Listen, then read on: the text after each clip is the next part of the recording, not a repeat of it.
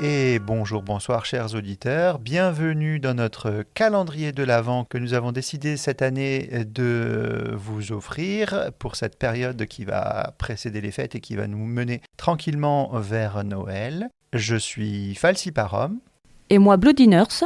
Moi, Bookie Nurse. Moi, Falchistera. Et moi, Bloody Muse. Bonjour les enfants, et donc chers auditeurs, vous avez pu voir que ça va être un enregistrement collaboratif avec les enfants du podcast Medicine City. Nous avons préparé une petite histoire en 25 journées qui vont être lues les unes après les autres par chacun d'entre nous. On va alterner, je vais commencer, puis ça va être Bloody Nurse, et puis ensuite Bookie Nurse, puis Falchistera, et enfin Bloody Muse, et jusque le 25 décembre jusqu'à Noël, donc nous allons vous égrener cette histoire qui, j'espère, vous plaira. Vous êtes prêts ? Oui. Oui. Oui. Oui. Jour 8. La carte postale ancienne. Le lendemain, le vent s'était calmé, laissant derrière lui un ciel d'un bleu presque neuf. Le service respirait un peu, entre deux admissions. Pour la première fois, depuis des jours, Élise eut l'impression que l'hôpital dormait debout, tranquille, épuisé, vivant. En arrivant à son casier, elle trouva une enveloppe glissée sous la porte métallique. Pas d'adresse, pas de tampon, juste son prénom, écrit à l'encre bleue, Élise. Elle l'ouvrit avec précaution. À l'intérieur, une carte postale ancienne, au bord effiloché. Une photographie en noir et blanc montrait l'hôpital de la vallée, mais différent. Sans l'aile neuve, avec une cour gravillonnée et un sapin gigantesque dressé devant l'entrée. Au dos, un court message. À chaque hiver, il renaît. À chaque veille, quelqu'un se souvient. Ah. Élise resta un long moment à contempler la carte.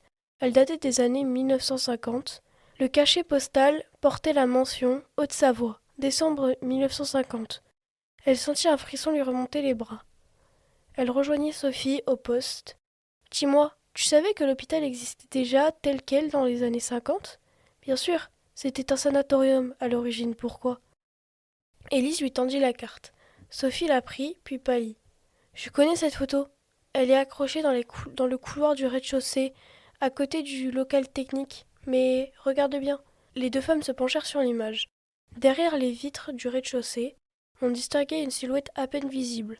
Un homme, debout, en blouse blanche, penché sur un enfant allongé. On dirait lui, murmura Élise. Le docteur Duroc ? Sophie leva les yeux, soudain sérieuse. Peut-être qu'il essaye de te dire quelque chose. Élise reposa la carte dans son casier. Au moment où elle referma la porte, un léger cling résonna derrière elle. Le son d'une pièce de métal tombée. Sur le sol, un petit bouton doré, identique à celui qu'elle avait trouvé le premier jour, gravé d'une minuscule flamme. Ce soir-là, en quittant le service, elle passa devant la photographie du rez-de-chaussée. C'était bien la même image. Mais cette fois, la silhouette derrière la vitre semblait plus nette, comme si elle s'était rapprochée. Juste avant de partir, Élise sentit un courant d'air chaud lui frôler la joue. En se retournant, elle vit, glisser entre les pages de son carnet, une nouvelle carte, plus petite, brillante, bordée d'or. Elle la retourna, la gorge serrée. 7e lumière demain. Les souvenirs savent parler quand on les écoute. Elle leva les yeux vers la vitre du hall. La neige commençait à tomber de nouveau. Mais cette fois, chaque flocon semblait briller d'une lumière propre, comme si le ciel lui-même écrivait une histoire sur le verre.